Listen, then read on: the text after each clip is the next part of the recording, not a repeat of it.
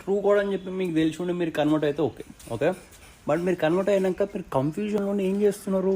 ఈ వీడియో చూడు. కామరియజం భజయేసురాజం. ఇంకా అయిపోలే, ఇంకోటి ఉంది.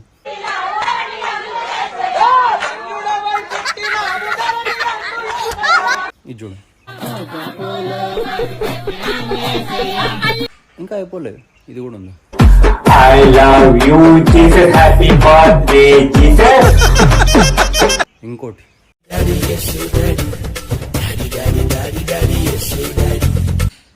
ఇంకోటి.